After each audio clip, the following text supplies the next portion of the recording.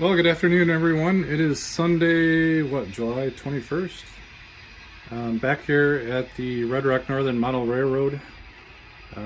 This is Jason, your host, and I'm here with an update. Once again, spending quite a bit of time in the layout room this week when I can, working on the layout. So let's go ahead and step in the layout and see what's going on in there, see what's changed. Going to the duck under. So maybe first and foremost, you can see I've cleaned up in here. I don't have my rolling tool chest sitting in the middle of the room. I've tucked that away. Now I got my bar stool in here for ops. But so, what has changed? Oh, let's see, a couple of things. I've painted the backdrop.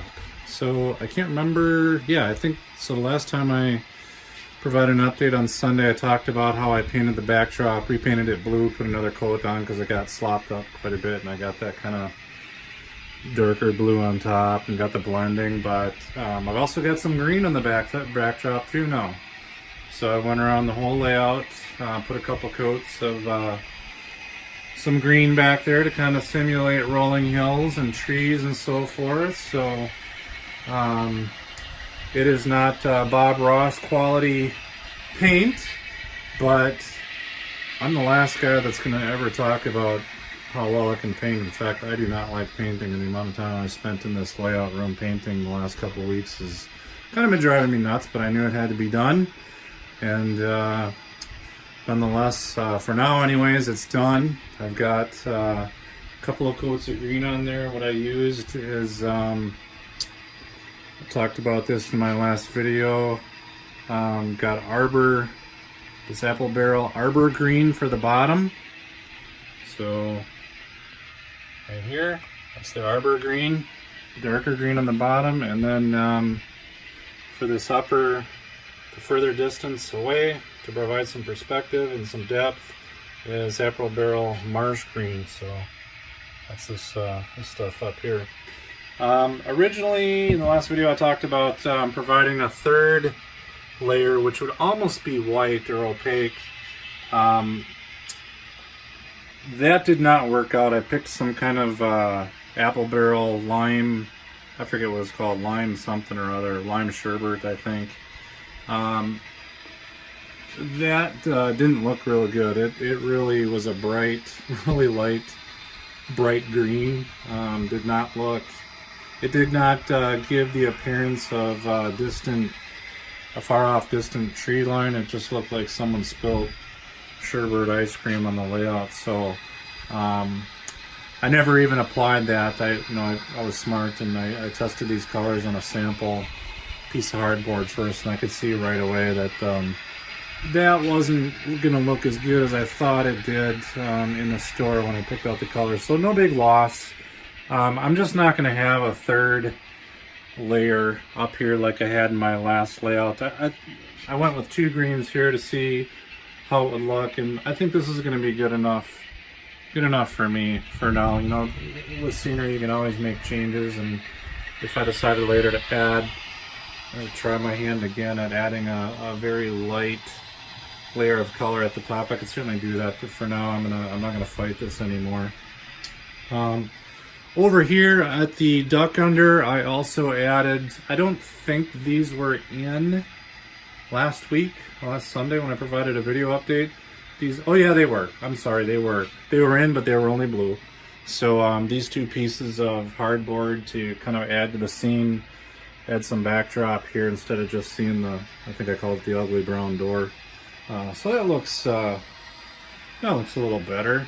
We actually conveniently have a train coming by here, so instead of a wood brown stained door for a backdrop, we actually have a little bit of a tree line there and distant rolling hills and so forth as we climb the 3% grade to summit. Okay, what else? Maybe you already noticed it if you've been following the layout, but I added finishing finishing washers to the valance and fascia. So I no longer have just some ugly looking drywall screws poking out. So I gave this a nice uniform finished look. And then I also painted, today I finished this, a couple of coats of, picked up some Oops paint from my local big box store. And I painted the valance and the fascia. So I over the weekend, or actually yesterday, I took off, all the throttle holders, the Digitrax Loconet connector plates. These cup holders didn't exist. I took down all the bill boxes for the waybills and car cards, and then I applied finishing washers, and I did a lot of drywall hole repair and sanding, where I changed the location of my screws to hold the fascia and the valance up. So sanded that down actually this morning, and went around with a couple of coats of paint. I have no idea what this color is called, but again, it's Oops paint, $9 for a gallon of this stuff. I wanted to get the darkest color I could find. This is what they had available this weekend, so it's kind of a dark, I wouldn't say it's chocolate, I don't know, kind of a mocha, very dark tan. Looks dark enough to me. The main thing is I wanted to have a nice dark contrast with the green scenery and the green backdrop. Originally my idea with this being a Burlington Northern Railroad, I thought I would have the fascia and maybe even the valance Cascade green for my Burlington Northern Railroad, but I started thinking that would not be a good idea, because there's just going to be way too much green on the layout between the trains, the ground foam, the backdrop. It's just going to be drowning in green. So I thought, you know what, that's a bad idea. Let's get a dark color on there to contrast the scenery, and that's what I did. So I painted that on with a little mini roller, foam roller, and that's done. Let's see, what else? I installed some cup holders.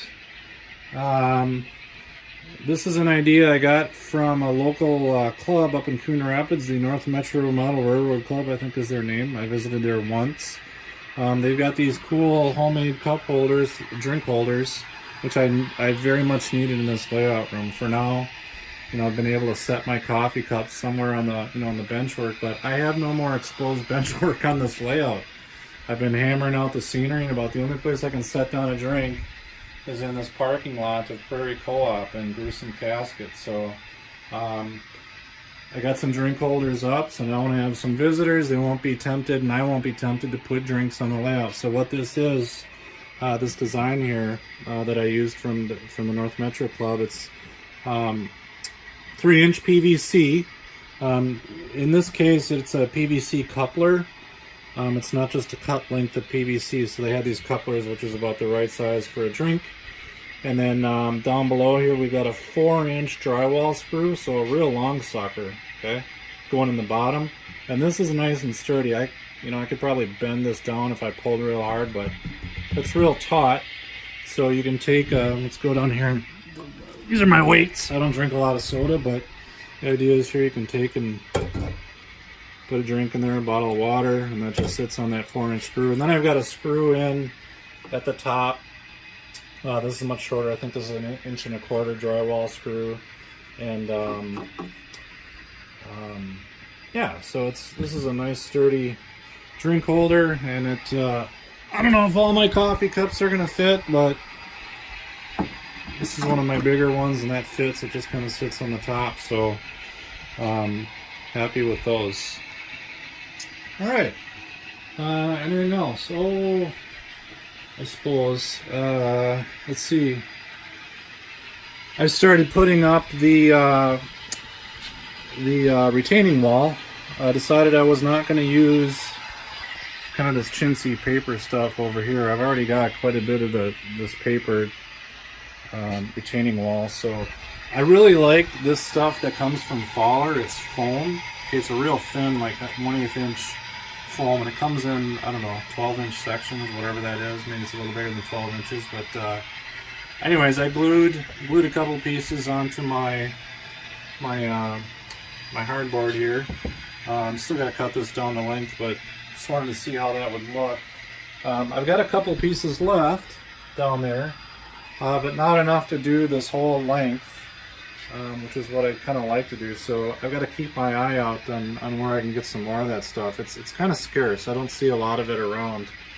I did look on eBay, and there's one seller in the United States that has one package of this stuff, and I think I even need more than one package. All the rest are I think over in Europe. I think the stuff comes from Germany. I think Faller is in Germany. So I think this stuff looks really good. What I've seen other people do with this is they've kind of dry brushed the the peaks of these surfaces, these rocks, with kind of a lighter color, tan or white, or like I did over here with that concrete and these rocks over in Granite Creek. You can dry brush that to give it a little better look, make that wall pop, but we'll see. We'll see. So that's in there for now. By the way, this retaining wall, you can see some track in there, covers up or conceals Red Rock staging. So there's a whole length of hidden staging here behind there. Likewise over in Granite Creek, there's a whole length of hidden staging under here behind that retaining wall. And on this side, this retaining wall is affixed with Velcro, so I can, if I've got any kind of derailments or problems back there, if a train dies, I can pretty quickly get at it. All I gotta do is pick up and move the oil loading dock, these oil drums, and pop. There's one whole section here that I can pop out.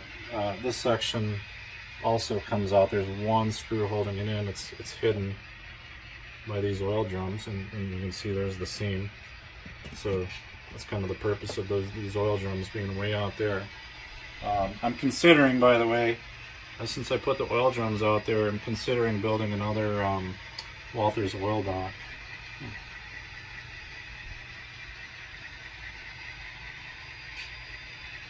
Alright. Anyways, I like this little oil loading dock. It's nice and slim. I painted mine white because around here locally in Rosemount they're white. So I'm going to put another one in there and connect it to this one. Now this one, I don't remember if I built it to be joined to another oil dock, but nonetheless I can build another one, stick one back there, and no one's really going to know the difference whether those pipes connect or not. I don't remember how I built it, because at some point in building this oil dock you have to make a decision if it's going to be a standalone or if it's going to connect with another oil dock. But I don't know, we'll see. That's far off in the future. Alright, I didn't put the bill boxes back up for the waybills and car cards. They are back up there and they're probably going to stay there. So I kind of don't use car cards and waybills anymore. I've switched to JMRI operations, and frankly the car card and waybill boxes were just getting in the way. All they were kind of convenient pencil holders, but I took them off and I left them off. I'm going to continue to use JMRI operations, switch lists and manifest. So about the only thing I want to do further here now is, I've got my clipboards from my last layout.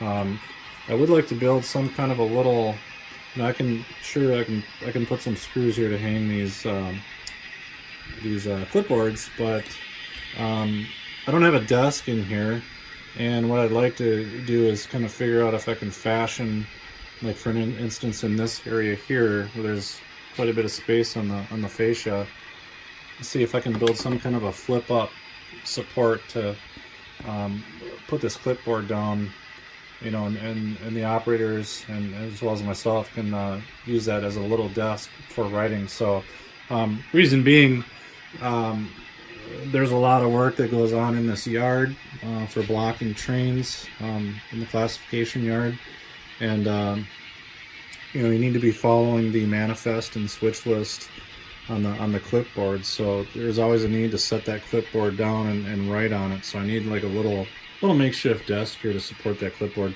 Likewise, over in Granite Creek, This is a pretty big switching job over here, so likewise I'd like to have another, the same kind of little desk support over here where an operator is going to need a place to set this clipboard down, and write on it to update the the movement of the train. So I don't know if it would go right here. There's some space, or maybe here. I don't know. Anyways, I feel like I'm forgetting something, but let's turn off the light. See how this looks. The ceiling fan light off and just the LED lights. But I think that's about it for now.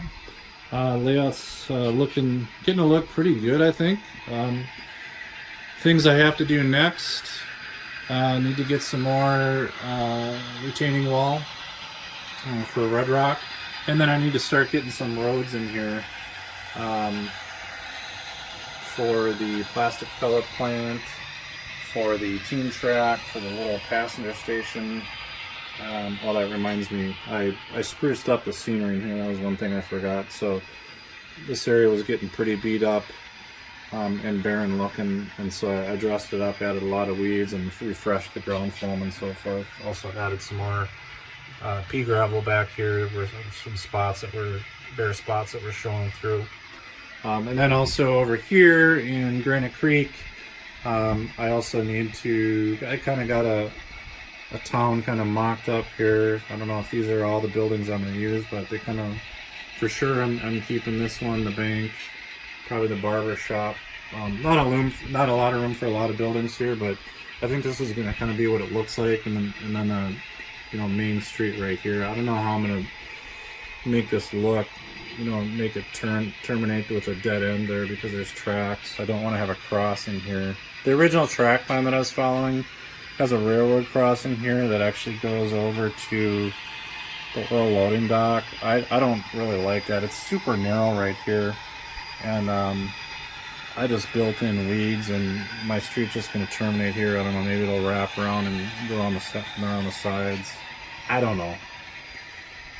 So, all right, that's about it, I think. If I missed anything, I'll catch it in my next layout update, but I think I'm going to run some trains. So thanks for watching, and thanks for all the new followers and subscribers this past week. I had a bunch, probably due to my big boy videos. That was a lot of fun. All right, talk to you later. Bye-bye.